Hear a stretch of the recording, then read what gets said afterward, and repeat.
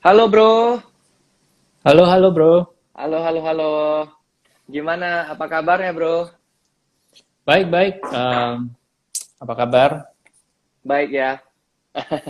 Gimana kesehariannya sejak pandemi seperti ini? Apakah ada perubahan sebelum pandemi dan setelah pandemi bro? Apa sebetulnya Wah, sama-sama aja?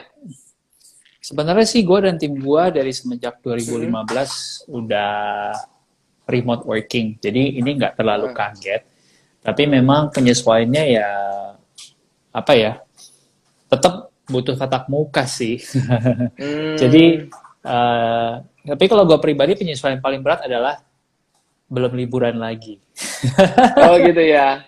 Pengaruh ya bro ya kalau kita udah kerja jenuh-jenuh segala macam dan nggak pernah ada namanya refreshing tuh kayaknya penat ya bro ya. Definitely, benar, benar, benar, benar. Mungkin Ya ya teman-teman di ya sini yang ya. dengerin juga bisa relate gitu. Kalau dulu kan kita hustle, hustle, hustle gitu ya. Tapi Ah, ada rewardnya di akhir. Oke, musim semi jalan-jalan ke Jepang gitu kan. Nah ini tuh kayaknya udah kerja keras, mesti harus survive. Terus nggak ada rewardnya tapi berasanya gitu. Nah ah. itu mungkin yang bikin sebagian orang tuh agak sulit ya pandemi ini. Ya ya ya ya. Lu pernah melakukan penelitian nggak sih bro kalau tentang yang seperti ini? Apakah sebetulnya kayak anak-anak muda sekarang atau mungkin di rentan usia 30 sampai 40 atau rentan usia 40 sampai 60 misalnya, Ya, mereka itu sebetulnya kalau misalnya memang bekerja tiap tahun itu harus ada seperti kayak reward buat diri gitu atau sebetulnya di uh, bawah 30 kayaknya masih nggak perlu lah lu kerja keras aja terus nanti kalau udah di atas 40 tahun lu baru lu kerja terus lu sambil uh, celebrate gitu apa yang telah lu kerjakan gitu. hmm, hmm, hmm. Kalau gue ngerasanya sih gini ya bro, Hmm. setiap orang itu punya values yang beda-beda. Gue Hmm. tulis ini di buku gue juga.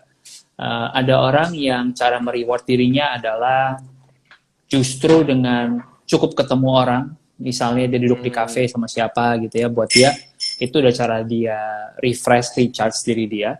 Ah. Ada orang yang caranya ialah ya pergi ke satu tempat yang benar-benar baru supaya dapat apa ya, dapat sensasi-sensasi baru baik dari Hmm. makanan apa yang dia lihat, orang yang dia ketemu, cuaca, iklim itu caranya orang untuk nge-reward. Jadi beda-beda sih memang. Mungkin nggak semua orang kayak gue ya, but Hmm. mungkin gue yakin ada juga beberapa di sini yang ketika nggak bisa jalan-jalan Hmm. itu udah menunggu banget di dalam hati nih waktunya untuk bisa travel lagi. Bahkan kangennya pun nggak cuma kangen jalan-jalannya. Di airportnya aja udah senang mungkin sekarang. Udah senang mungkin ya. Ya ya ya ya ya. Karena kalau dari lu sendiri bro kan lu kan backgroundnya itu adalah kayak apa kreatif planner gitu kan. Dimana dulu memang pernah jalanin Hmm, kayak fotografi segala macam, terus pernah nulis hmm, buku, jadi blogger hmm, dan lain-lain ya hmm, kan. hmm, hmm. Maksudnya kalau orang seperti lu kan orang yang kreatif itu mungkin biasanya kalau dari pengalaman gue dengan teman-teman mereka suka cerita kalau misalnya mereka yang bekerja di industri kreatif begitu mereka akan suka jalan-jalan misalnya jalan-jalan ke luar negeri atau ke tempat-tempat baru untuk mereka mendapatkan ide atau uh, buat mindset baru gitu lah buat ide-ide baru untuk mereka punya kerjaan dan lain-lain gitu. Kalau Iya, iya. lu berarti nggak perlu ya bro ya kayak gitu ya bro? Atau gimana menurut lu bro? Well, sebenarnya beda orang, beda kebutuhan. Nggak Hmm. melulu teman-teman yang kreatif aja yang butuh itu. Kayak misalnya sekarang nggak bisa keluar dan kalau mau jalan-jalan bahkan staycation pun mungkin agak masih dak-dikduk ya. Caranya Ya. gimana? Ya udah berjalan-jalan secara virtual gitu. Gue baru bulan lalu ngeborong lumayan banyak buku Hmm. untuk gue baca. Karena buat gue setelah jalan-jalan, yang kedua cara gue menghibur diri, cara gue reward diri ya nggak baca buku gitu. So ini gue masih ada bukunya di sini, jadi Ini gue kasih lihat gitu ya, ini baru sebagian kecil dari banyak buku-buku yang baru nyampe. Ini gue kasih lihat lagi. Cuy, itu masih banyak bukunya. Wah, Nah, itu, dan ini masih ada lagi bukunya gue jadiin buat stand. So, uh, itu caranya gue untuk mereward diri gitu. ya, Ya teman-teman pahami masing-masing caranya gimana supaya kita nggak cuman fokus produktif, hustle, tapi istirahat, recharge diri juga bagian dari produktif itu gitu. I see, I see, I see, I see. Oke, oke, oke. Bro Ruby, kita udah ngobrol dari tadi mulai segala macam sampai lupa nih. Ya, Boleh nggak Bro Ruby ceritain seperti background Bro Ruby dari dulu sampai sekarang tuh gimana Bro sampai bisa menjadi host sekarang di 30 Days of Lunch gitu Bro? Oke, thank you Robert. Mungkin gue berkenalan sama teman-teman di sini semua. Sekali lagi nama gue Ruby, mungkin ada yang baru tahu. Nama depan gue Alexandro, jadi itu nama asli bukan nama panggung. Ya. Gua awalnya itu berangkat dari seorang karyawan juga. Ada masanya juga di pekerjaan pertama gue juga dapat gaji UMR, waktu itu 3 jutaan, menjadi sales alat berat. Kemudian sepanjang perjalanan, gue sudah mencoba 9 hal yang berbeda. Gue sempat jadi product manager, ngebantu bikin apps dari nol sampai jadi. Gue sempat jadi food blogger, nulis tentang makanan, diajak kerjasama sama tourism board dari Thailand, dari US, sama Netflix terakhir bikin konten sama mereka, ngunjungin 5 chef terbaik di dunia 5 negara. Sempat juga jadi sempat juga mencoba untuk jadi vokalis, jadi penyanyi, jadi pemusik. Ya, tapi teman-teman tau lah ya, nggak pernah ngeliat album gue di Spotify kan, ya berarti emang bukan tempatnya gitu. Nah, kayaknya multi akhirnya, talent nih, semuanya bisa nih. enggak juga, sebenarnya lebih ke kayak eksplorasi. Karena gue paham bahwa ya kapan lagi kita explore, bereksperimen kalau enggak di waktu umur 20-an gitu. Ya. Kalau waktu nanti kita udah 30-an berkeluarga makin susah. Robert sendiri udah married atau gimana, Bang? Kebetulan ya baru married juga sih 2 tahun 3 tahun ini. Nah, kalau setelah married kan berubah kan. Mungkin dulu Betul. kita yang lebih explore, lebih liar gitu, nyobain macem-macem. Sekarang kita jadi lebih lebih terarah lah, lebih terfokus gitu. Nah gitu sih. Sampai akhirnya sekarang nyaman sebagai pengusaha, ngejalanin 2 bisnis. Ada satu namanya Negeri Pembelajar. Ini video learning. Teman-teman bisa belajar hal-hal praktis tentang keuangan, tentang asuransi, tentang bisnis di situ. Lalu gue juga ada satu HR consulting namanya Impact Factory. Nah, ada aplikasi namanya Mentor Gue. Itu aplikasi isinya rangkuman buku. Nah, terus tadi lu tanya kan, kenapa gue bikin lagi tuh podcast 30 Days of Lunch? Karena gue ngerasa ya itu salah satunya cara gue untuk ngejebantani antara ya obrolan zaman sekarang privilege and underprivilege gitu. Ketika gue diundang dulu nih ya ke daerah misalnya di luar Jawa untuk jadi pembicara, untuk sharing, banyak yang bilang, Mas Rub, Indonesia itu Jawa centric, bukan cuma soal infrastruktur, tapi juga ilmu pengetahuan. Kenapa? Orang-orang keren tuh ngumpulnya di Pulau Jawa, lebih spesifik di Jakarta. Mau ngedatengin mereka ke tempat kita untuk dengerin mereka ceramah, sharing, itu aja udah susah gitu. Nah, jadi gue tergerak untuk, karena gue punya aksesnya, ya gue beranikan diri untuk reach out ke mereka mau ngobrol, sharing, dan ya udah, itu gue taruhin di podcast, siapapun bisa belajar dari mereka for free selama ada modal kuota. Tetap harus ada modalnya ya, modal kuota. Iya, modal kuota bisa lah. Kalau nggak pinjem-pinjem di mana gitu. Oke, berarti negeri pembelajar sama yang tadi mentorku adalah apps dan sebuah wadah yang baru setelah 30 Day of Lunch ya, Bro? Betul sekali. Betul ya. Oke, oke, oke. Dan sekarang masih dijalankan ketiganya bersamaan? Masih. Masih ya. Berarti kalau kayak negeri pembelajar sama yang podcast ini rada-rada mirip gak sih? Enggak ya? Totally different lah ya kayaknya Cukup ya. beda. Jadi kalau di podcast mungkin kita bentuknya obrolan, wawancara, Hmm. sehingga lebih enak didengerin sambil kita jalan-jalan, lari pagi, Hmm. cuci piring, laundry, masak gitu ya, Iya, atau iya, iya, ngelonin iya. anak gitu. Tapi kalau negeri pembelajar itu lebih fokus. Bentuknya tuh kayak Hmm. video-video pendek, 10 sampai 15 menit, tapi panjang, banyak videonya, ngebahas satu hal secara mendalam. Misalnya kalau ke investor muda gitu kan banyak ngomongin tentang perencanaan keuangan gitu, literasi investasi Hmm. gitu. Nah, kita juga Ya. punya semacam seperti itu, tapi ngedalam banget misalnya ngomongin soal saham. Nah, gimana cara Hmm. menganalisa saham. Nah, itu detail tuh videonya bisa 2-3 jam sendiri gitu. Hmm. Oke, oke, oke. Mungkin one Dan day Bro semuanya Robert bisa ngisi. oh, berarti memang orangnya juga beda-beda gitu ya, Bro ya? Beda-beda, beda-beda. Yang ngisi ya.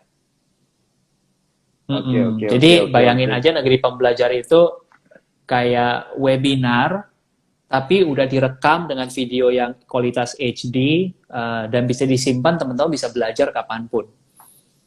Hmm, ya, ya, Hmm. ya, ya, ya, oke, oke, oke.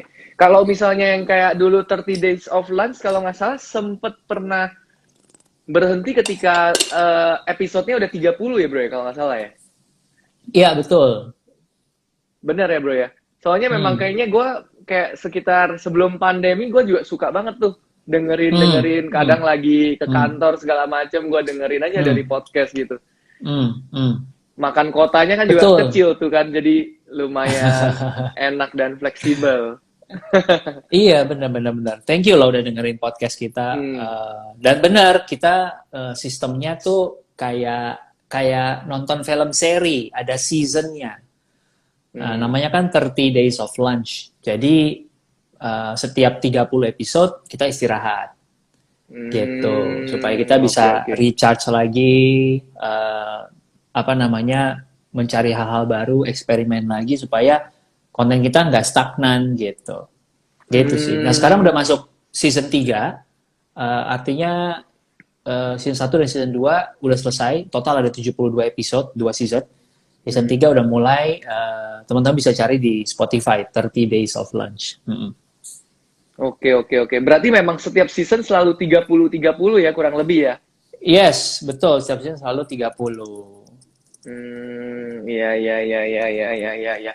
Eh, Bro Ruby itu memang dulu itu sebetulnya memang demennya ngobrol begitu atau memang kayak tadi kita udah kayak udah diceritain memang coba Hmm. hal-hal baru sehingga memang kayaknya sekarang itu kayak baru cocok dan ketemu passionnya itu di sini gitu, Bro. Atau gimana, Bro?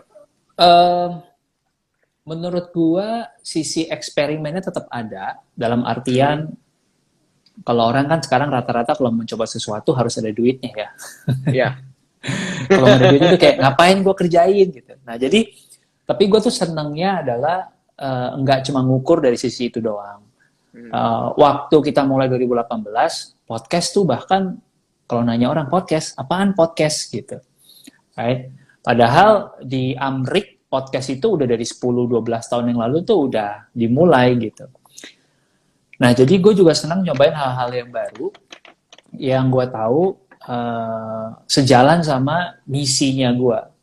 Pada waktu itu, jujur 30 Days of Lunch awalnya bentuknya adalah YouTube.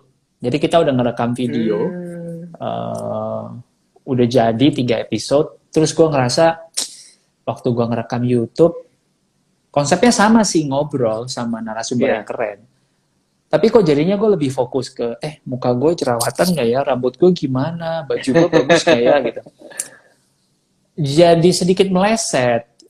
Makanya gue Hmm. kembali ke Spotify, gue kembali ke podcast yang audio doang, sehingga bisa fokus ke konten. Nah di situ mulai dilatih tuh, supaya kita benar-benar ngegali, cari pertanyaan yang cocok, obrolan yang menarik, narasumber yang benar-benar kena.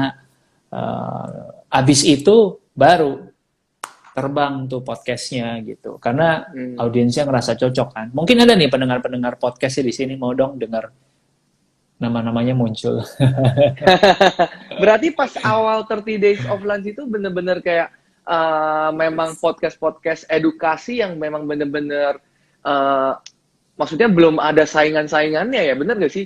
Kayak baru paling ada 2-3 biji aja gak sih? Atau memang podcast pertama tentang edukasi yang ada di Spotify, bro? Di 2018 gue nggak inget-inget banget waktu itu podcast-podcast lain ada apa. Yang pasti belum ada artis. Okay. Sekarang kayaknya semua artis juga pengen bikin podcast gitu ya. Karena gue sendiri nggak terlalu banyak benchmarking ke podcast dalam negeri sih. Gue lebih banyak ngerasa kayak gue dengerin podcastnya Gary V, gue dengerin podcastnya Harvard Business Review, gue dengerin podcastnya ada orang namanya Guy Raz, macam-macam, dan itu yang menjadi acuan yang gue gitu. Tapi benar waktu itu cenderung lebih mudah untuk berada di top 10 ya. Sekarang untuk bisa berada di top 10, wow gila, persaingannya ketat banget. Teman-teman butuh mungkin ratusan ribu kali didengar setiap minggunya untuk bisa naik ke chart top 10 gitu. Oke. Ada nggak tips buat teman-teman? Mungkin di sini kan ada yang memang baru lulus kuliah, baru mulai mau mencari jati dirinya, begitu segala macam. Mungkin mereka ada yang pengen mulai podcastan dulu nih sama teman-temannya segala macam. Ada nggak tips dan trik kira-kira mau mulainya seperti apa? Dan mungkin kalau misalnya mereka mau masukin ke Spotify, kira-kira gimana nih bisa cepet masuk ke dalam top 10 yang tadi itu? Kalau mau cepat masuk ke top 10, mendingan cari artis jadi co-host. Udah, nggak ada jalan lain. Ya. Lu ajak gitu tuh Agnes Monica untuk jadi co-hostnya lu. Nah pasti itu rame tuh, karena dia udah punya fanbase-nya kan. Gitu. Jadi menurut gua kalau bicara jalan cepet, ya begitu. Tapi masalahnya, lo kenal nggak sama Agnes Monica? Gitu kan. Iya. Karena kalau kayak kita nih rakyat jelata, ya mau nggak mau ya merangkak dari bawah gitu. Memang harus proses dan pelan-pelan ya. Iya gitu. Siapa sih yang kenal sama Ruby kalau gue keluar ke jalan-jalan juga orang nggak kenal gitu, right? Kemungkinan orang akan kenal gue adalah kalau gue jalan-jalannya di area SCBD itu, yang banyak orang kantoran. Kenapa? Ya mungkin orang-orang kantoran lebih besar kemungkinan dengerin gue kan. Dengerin podcast 3 Days of Lunch. Dan ya segmen kita anak umur 20-30an yang peduli sama karir ya di umur segituan gitu. Dan bekerjanya di situ kalau di Jakarta. Jadi menurut gua kalau siapapun yang baru mulai, pahami aja bahwa ini bukan perjuangan 3 bulan, 6 bulan. Kalau lu mau berada di top 10, ini perjuangan setahun, 2 tahun, 3 tahun gitu. Right? Kalau nggak kuat dan nggak punya misi yang sekuat itu, ya nggak apa-apa, nggak usah dipaksain gitu. Kita tetap jalanin, tapi goalnya kan sebenarnya bukan untuk masuk dalam top 10.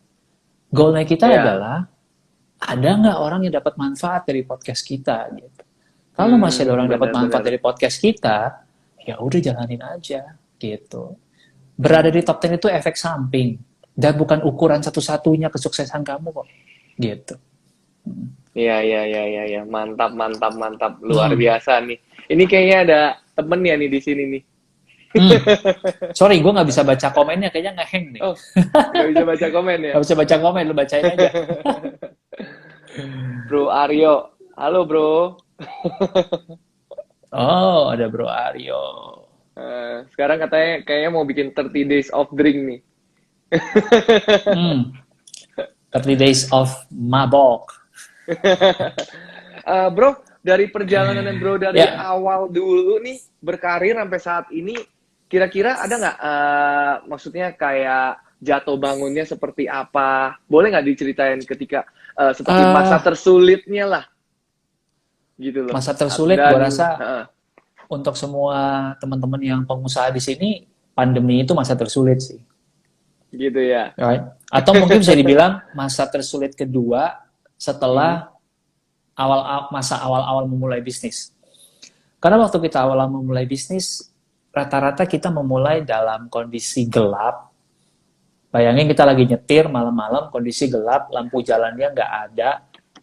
Ya kita cuma bisa ngelihat sejauh lampu depan mobil kita mungkin bisa menerangi 3-5 meter ke depan gitu.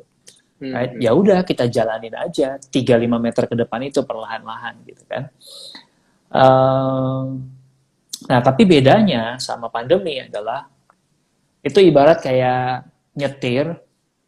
Ini udah nggak malam lagi nyetirnya nih, udah siang-siang nih, udah cerah, udah bagus gitu ya. Tapi tiba-tiba dapat bunyi sirine gitu. Oh, ada tsunami, kabur bro, gitu. Nah, kayak gitulah. Ya, jadi dua-duanya sulit karena yang satu bicara survival dalam konteks kita masih ngeraba-ngeraba.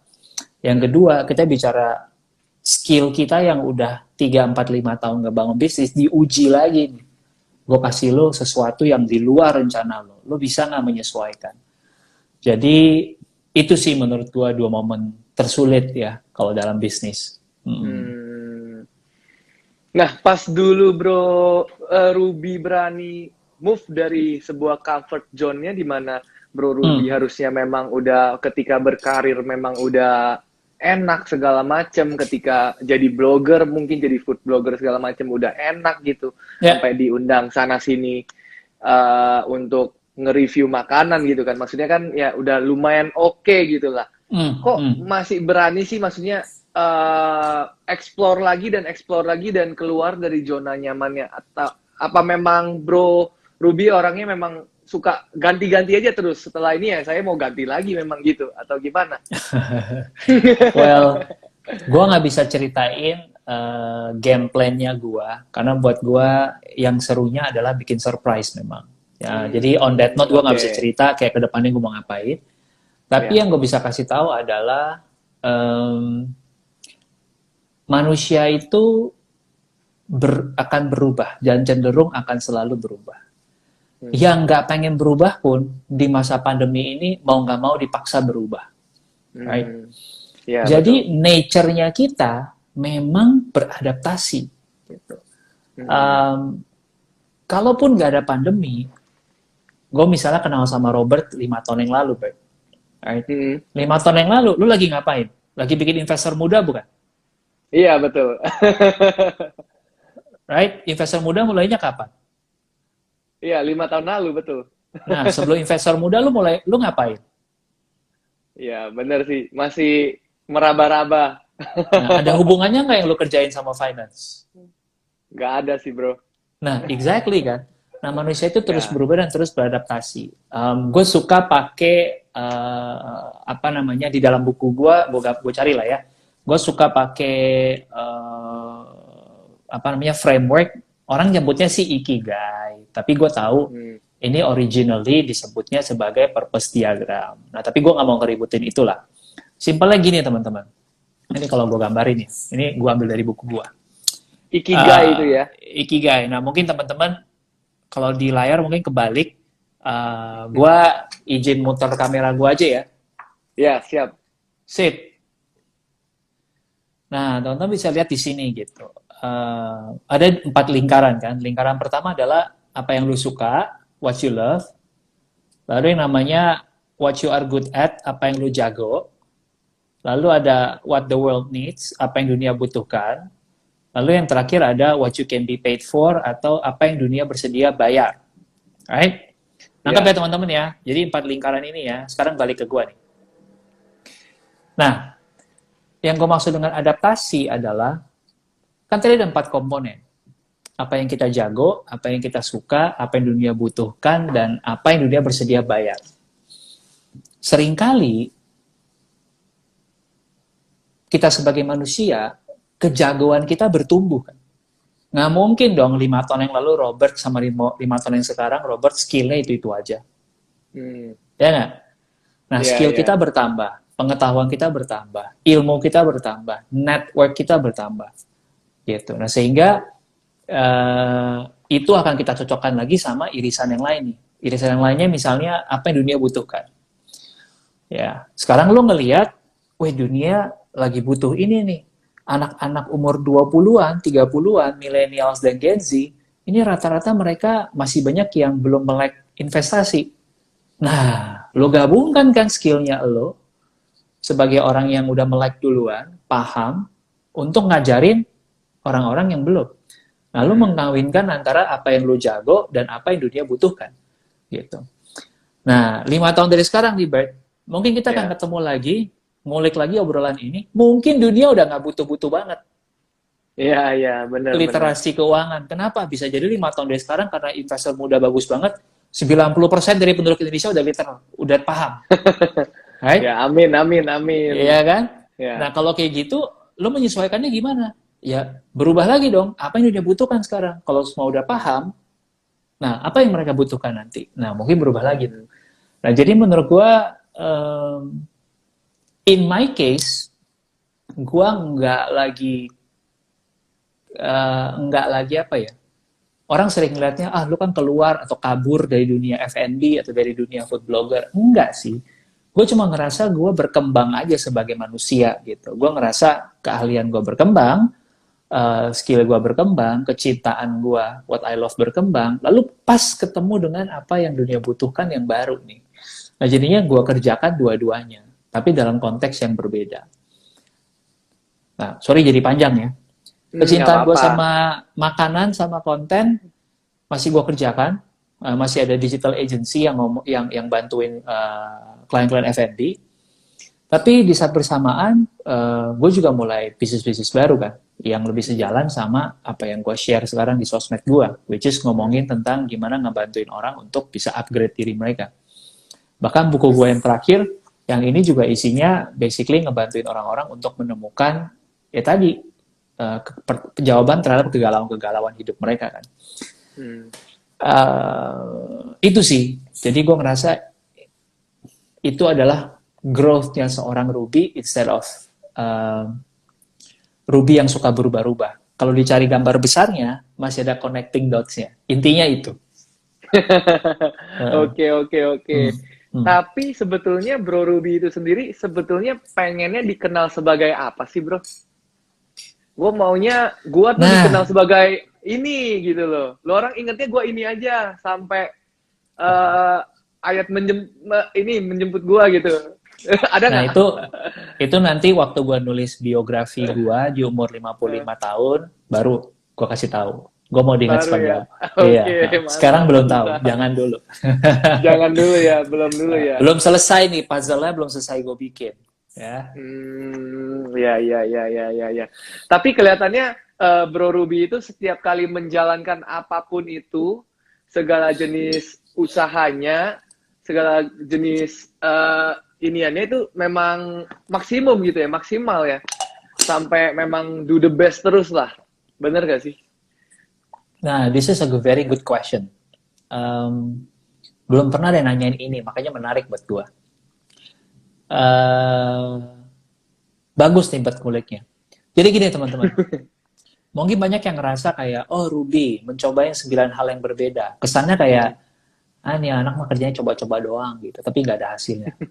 Bentar guys, by the way, di 9 hal yang gue coba tadi, right, even ke hal yang gue rasa gue gagal pun, di musik atau gue sampai ikut audisi. Ikut audisi ya bro ya? Gue sampai ikut audisi loh. Right? Jadi gue bukan cuma sekedar, ya nggak penting lah, pokoknya ada audisi gitu ya. Nanti gue ceritain behind the scene ya. Terus gue sampai belajar vokal juga sempet gitu. Nah terus ketika audisi nggak lewat, ya gue baru tahu, oh ini bukan gue, ternyata gue udah giving my best, tapi ya dunia nggak membutuhkan. Ya kan, tadi irisannya kan. Lu suka, ya lu lumayan jago, tapi dunia nggak butuh nih coy. Ya udah, nggak apa-apa, right? Di waktu gue di alat berat, orang mungkin ngeliatnya kayak, lu paling cuma coba-coba kan, abis lu kuliah kayak, ya udahlah kerjaan apa aja lu ambil. Wait, gue 5 tahun di bidang itu, dan gue sampai bisa ngedarain excavator, bulldozer, gitu. Waduh. Kalau gue nggak all out, gue nggak belajar ngedarain itu, bro. Right? Ini sekarang kalau minta gue gali lubang tutup lubang, mungkin masih bisa ya. Right? Karena udah 5 tahun gue nggak di bidang itu, nggak pernah megang. Terus waktu itu jualan gue juga lumayan gitu. Ya gue nggak enak sebut angkanya berapa, tapi dalam range jutaan dolar. gitu. Hmm. Nah, jadi teman-teman, ketika gue mencoba itu, bukan mencoba for the sake of nyoba doang, tapi gue memberikan yang terbaiknya gue. Supaya apa? Kalaupun itu nggak berhasil, gue tahu gue udah ngasih yang terbaiknya gue. Jadi nggak ada penyesalan kalaupun nggak berhasil. Nggak Iya, ada iya, yang, iya. aduh, harusnya gue waktu itu usaha lebih keras ya. Enggak, men. Karena gue udah usaha yang paling gue bisa. Kalau itu nggak Oke, berhasil, oke.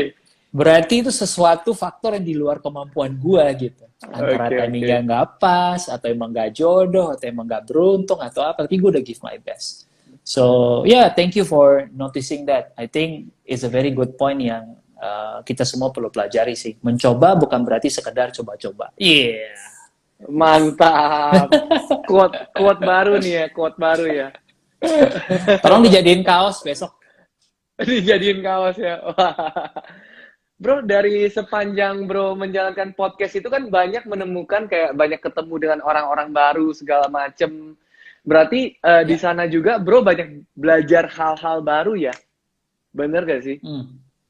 Ya. Dan bro itu biasanya kalau sebelum ketemu dengan orang-orang narasumber itu biasanya memang langsung spontan ngobrol-ngobrolnya atau memang bro akan cari dulu semuanya gitu tentang dia segala macam sampai memang udah tahu Ya. segala macam aja tentang dia gitu. Baru bro ketemu Ya. dia ngobrol-ngobrol lagi atau biasanya Hmm. gimana bro? Hmm. Boleh diceritain dikit gak? Nah, ini gue udah pernah share di YouTube gue juga. Judulnya Secrets Behind My Podcast. Nah, jadi teman-teman bisa cari di YouTube gue, Hmm. cari nama gue aja. Lengkapnya di situ. Cuman 7-8 menit kok videonya. Tapi jawaban cepatnya adalah, gue adalah seorang introvert. Untuk bisa ngomong di depan publik seperti ini, bisa karena terlatih. Ya. Hmm. Um, Begitu juga ketika ketemu sama orang-orang di podcast, nge-interview, bisa karena terlatih dan menyiapkan diri. Jadi gue riset dulu orangnya, gue nonton YouTube yang ada merekanya, udah pernah ditanyain apa, jangan sampai gue nanyain hal yang sama, supaya mereka nggak bosen. Kalau mereka pernah nulis Hmm. buku, baca dulu bukunya, pahami cara pikir Hmm. mereka, supaya kita menanyakan sesuatu yang dalam gitu, yang mereka juga, ih gila nih seru nih, ini orang belum pernah nanyain gue kayak gini nih, gitu. Hmm. Oke, oke, oke, oke, oke. Waduh, luar biasa banget ya nih ya. Dan Sebenarnya nggak luar biasa gimana-gimana banget. Gue biasa-biasa aja, tapi mengerjakannya dengan niat. Udah itu aja sih bedanya. dengan niat ya. Iya. Bro, percaya sama hoki gak bro? Oh, ya pasti dong. Hoki Maksud gue, pasti ada ya? faktor hoki dalam apa yang kita kerjakan pasti ada. Walaupun Oke. mungkin bahasanya beda-beda. Ada orang mungkin yang karena dia eh, rohani banget ya, atau spiritual banget, dia menyebutnya Hmm. berkat dari yang di atas. Right? Hmm. Eh, Buat beberapa orang mungkin menyebutnya karma gitu. Karena gue pernah ngelakuin sesuatu yang baik di zaman dulu, akhirnya ini menjadi buah yang gue nikmati sekarang. Tapi dalam segala sesuatu yang kita kerjakan, gue rasa pasti ada faktor X yang kita nggak bisa jelasin, yang masuk dalam kategori itu tadi. Karma baik kah, keberuntungan kah, berkat kah? Ya karena sesimpel kita ini ya manusia, Hmm. yang bisa kita kendalikan dalam tangan kita, itu cuma begini doang nih, yang di dalam batas ruangnya kita doang gitu. Ada hal-hal yang di luar kendali kita kan. Nah disitulah keberuntungan tadi berperan gitu. Kita nggak pernah tahu kapan dan gimana kejadian. Yang kita bisa lakukan ya kerja keras, dalam artian memberikan terbaiknya kita. Kadang-kadang kerja kerasnya berarti kerja pinter. Dan ya ketika bintang-bintangnya suatu hari membentuk sebuah garis lurus, kejadian aja gitu. Hmm, ya, ya, ya, ya, ya, ya, ya. Tapi kalau boleh disuruh pilih, lebih baik memilih kerja keras atau lebih baik memilih hoki, bro? Ya kalau jiwa males di dalam kita pasti akan lebih milih hoki ya. Ya nggak sih? Ya kan? Ya, maksud gue kayak, ya nggak usah mikir lah, brainless. Kita tuh rata-rata semuanya pemalas gitu. Kalau bisa gue dapat duit tanpa gue kerja keras, ya gue dapat duit tanpa kerja keras gitu. To be fair kan. Tidur aja gitu ya, Ya tidur aja tidur duit aja datang nggak gitu ya. mengangki cuy gitu kan. Mungkin kayak siapa anak di Sumatera dulu yang ada sempat dapat berita ada meteor jatuh ke rumah dia terus dihargai berapa miliar gitu kan. Ya, ya, ya, Nah, ya, ya, ya. mungkin kita semua berharapnya seperti itu gitu. Sebenarnya di dalam hati kita yang terkecil gitu ya. Atau kita sempat dulu banget di tahun 2011 beli Bitcoin waktu harganya masih murah, terus Eh, sekarang tiba-tiba kita jadi jutawan Bitcoin gitu kan. Waduh. Semua dari kita pasti pengennya kayak gitu. Hmm. Right? Kalau ditanya kayak gitu ya. Tapi then again, reality hits gitu kan. Ketika kita disadarkan cubit pipi sendiri, oh cuy, Eh. kagak bro, gue masih harus berusaha nih. Ya. Oke, oke. Ngomong-ngomong soal duit, bro. Soal uang nih. Ya, Kelihatannya Bro Ruby ini orangnya ada keahlian khusus lagi nih. Multi talent nih, ya, jago investasi juga ya, bro ya. masih Dari belajar dulu, juga dari bro. muda memang udah demen dengan investasi gitu ya. Memang udah suka investasi aja tiap kali kalau ada pendapatan, penghasilan, ada gaji segala macem langsung saya invest aja deh semua deh gitu. Atau gimana bro? Atau memang Hmm. gimana gitu? Boleh diceritain nggak bro? Nah ini teman-teman boleh ditiru, boleh juga tidak ditiru, Hmm. terserah sama teman-teman cocok apa enggak. Ya. Tapi prinsip gue waktu gue muda adalah gue mendingan capek di umur 20-an daripada gue Hmm. capek nanti di umur 40-an gitu. Sehingga dulu di umur 20-an bisa dibilang gue nggak punya banyak temen. Hmm. Fokus gue kerja, nabung, ya udah, itu aja gitu. Right? Gitu ya. Itu Tapi aja nabungnya dua. di mana bro? Nabung di tabungan biasa aja gitu, deposito aja atau udah Nah, tabungan biasa aja gitu, nah rekening biasa gitu atau macam-macam. gimana? Hmm. Ini yang menarik. Melek soal investasi itu sudah dari dulu sebenarnya. Semenjak gua baca Hmm. buku, waktu itu bukunya Liguina Hananto, judulnya Untuk Indonesia yang Kuat. eh, dan di situ gue udah mulai melek. Ya, teman-teman bisa cari lah Google buku itulah muncul tahun berapa ya tahun itu gue baca buku itu dan gue mulai berinvestasi. Ya, Awalnya mulai dari reksadana, oke. kemudian waktu itu gue juga beruntung ambil salah satu properti dan well sekarang propertinya udah balik modal plus capital gain terus masih bisa nguntungin gue 7-8% per tahun dari Hmm. sewanya. Karena itu pas properti lagi mulai nanjak trennya. Hmm.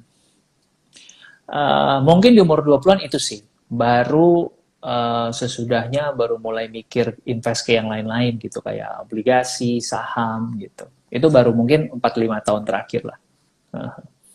Enggak, gue belum tua-tua banget kok. 4-5 tahun yang lalu gue masih umur 20. Baru, oh gitu ya. Baru gue mau nanya nih, Bro Ruby sebetulnya umurnya berapa ya? 30-an berarti ya sekarang ya bro ya? 30-an awal, ya, ya, ya. Tiga puluh Hmm. dua, 33 lah ya gitu ya? Iya, iya, iya, iya. Hmm. Iya, iya, iya, iya, iya. Oke, oke.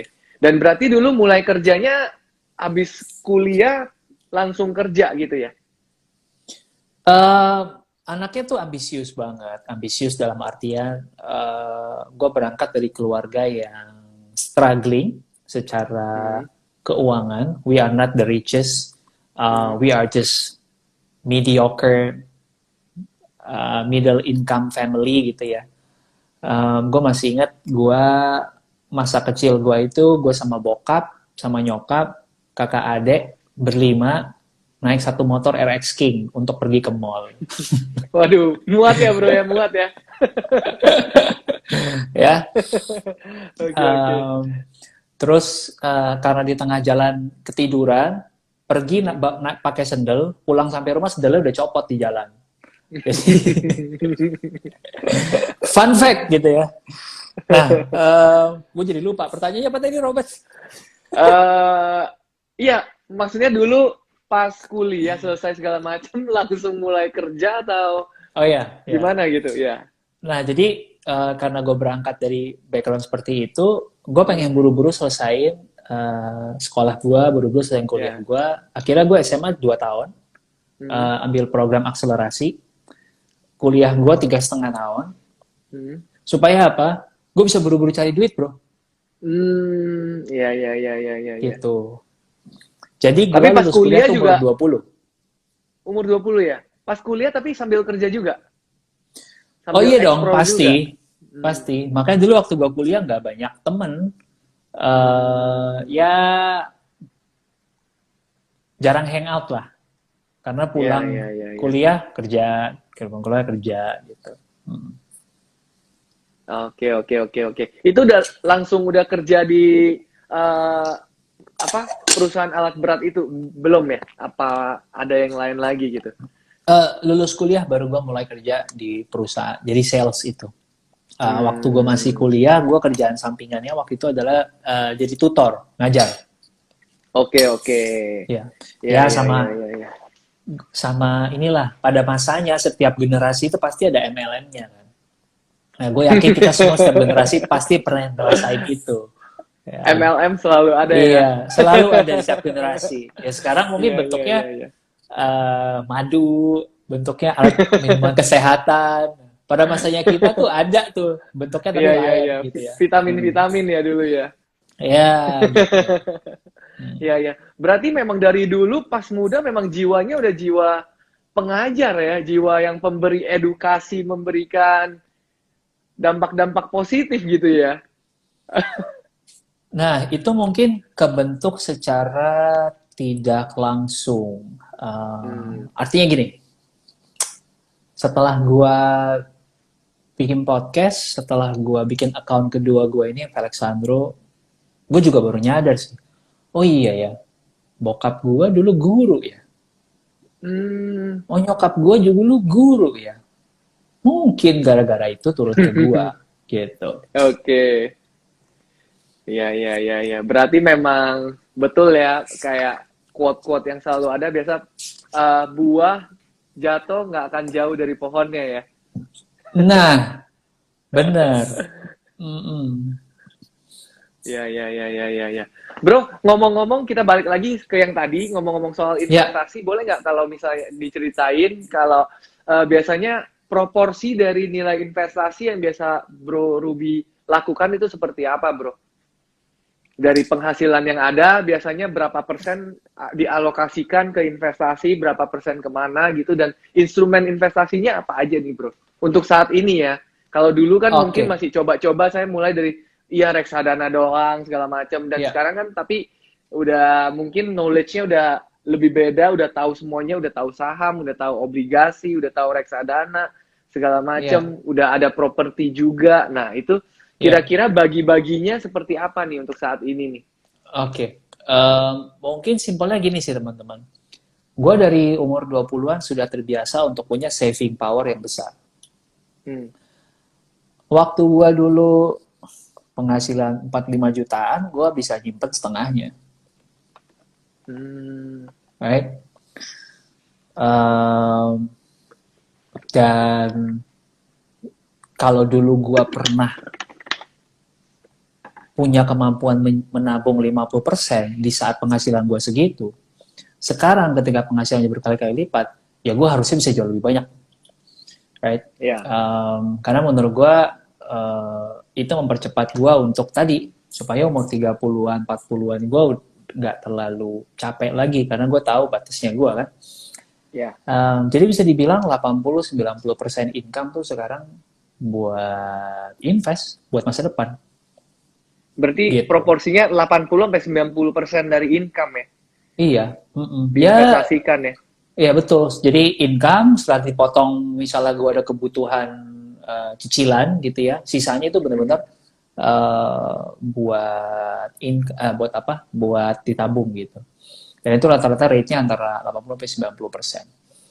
Hmm. Uh, Kalau soal bentuk investasinya, I'm an old school sih. Gue nggak terlalu gimana-gimana banget. Karena gue percaya pada akhirnya kekuatan income yang besar, cash flow yang positif, dan punya sumber income yang lebih dari satu, itu akan jauh lebih powerful daripada kita mengandalkan investasi saja.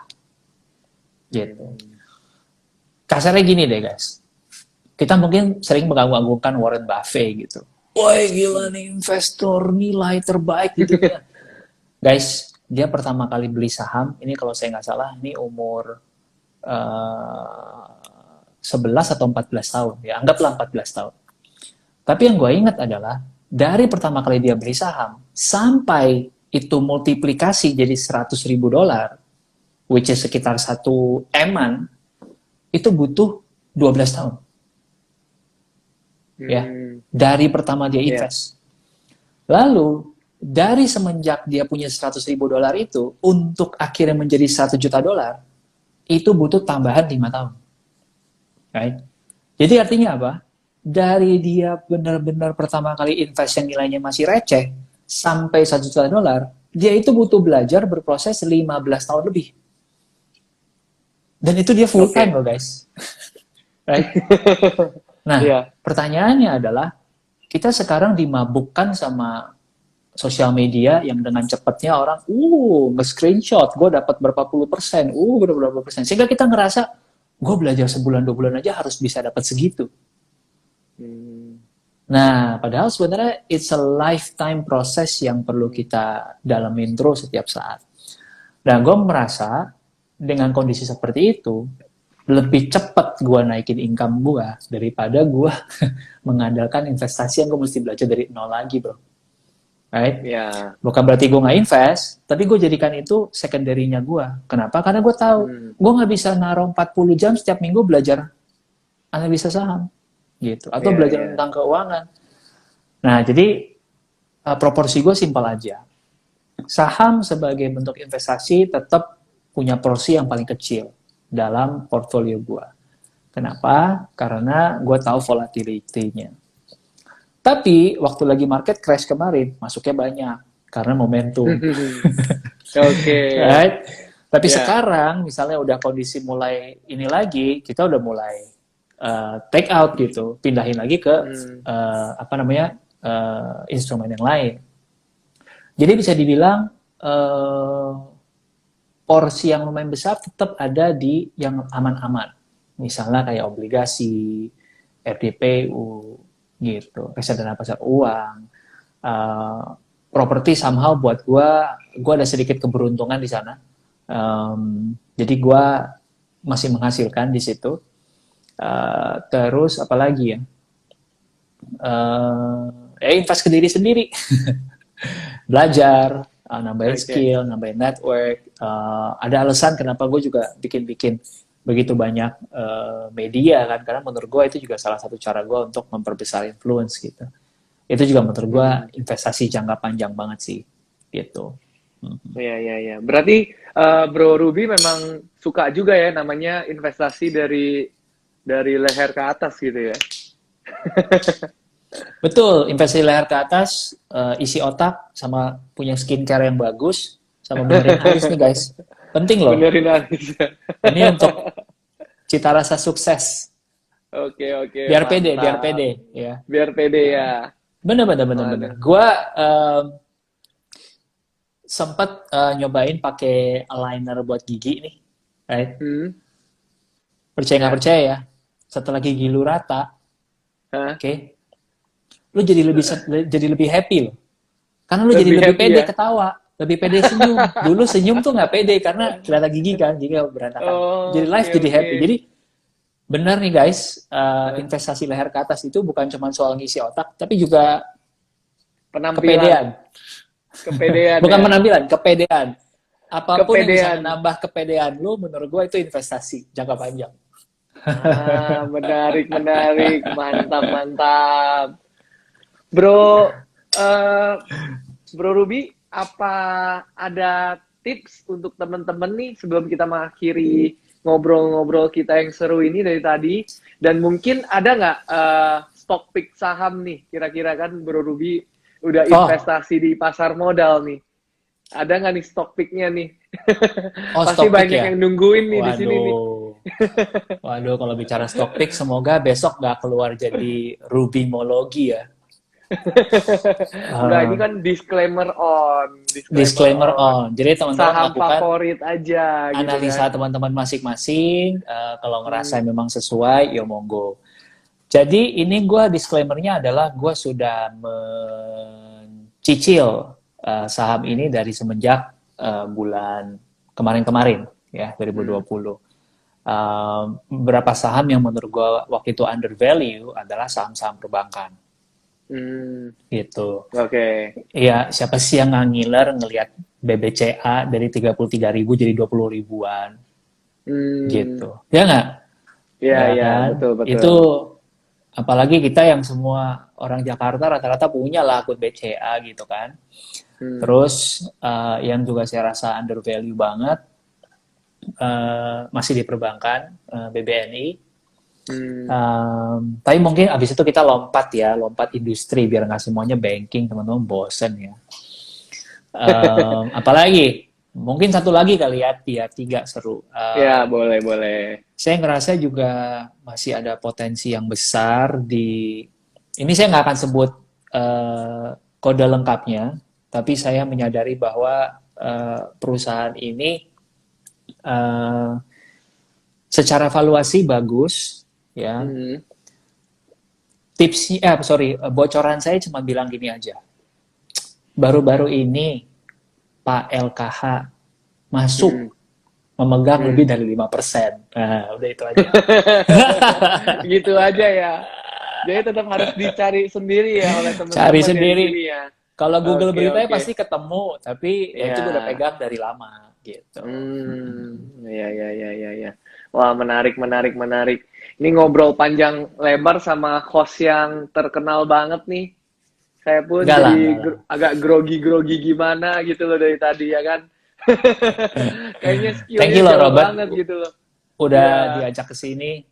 Kalau soal iya. interview mungkin karena gue udah 72 episode, jadi ngerasa Hmm, udah cukup terbiasa. Tapi gue rasa kalau eh. soal investasi gue masih perlu belajar dari lu lah. Uh, Nanti kita ngobrol lagi ya. Siap, Um, siap. Ini harus mungkin belajar. kalau eh, mungkin kalau gue boleh nambahin dikit hmm, buat teman-teman sekarang yang masih ngerasa galau, karena gue rasa dari pertanyaan-pertanyaan yang tadi lo kasih banyak banget yang mewakili kegalauan anak-anak umur 20-an ya. Kayak hmm, apakah karir gue ke arah ini benar, gue mesti investasi ke diri gue atau investasi kemana dulu, apakah ini sesuai dengan ikigai gue, apakah ya. gue mesti ngikutin apa maunya orang tua atau ngikutin maunya gue. So, gue mungkin menyarankan teman-teman untuk ngebaca bukunya You Do You. Ini teman-teman bisa dapetin di semua Gramedia se-Indonesia. Kenapa gue kasih tahu hari ini? Karena guys, lagi ada diskon 20%. Lagi ada diskon ya. Bukan gue yang Lumayan bikin ya. diskonnya soalnya.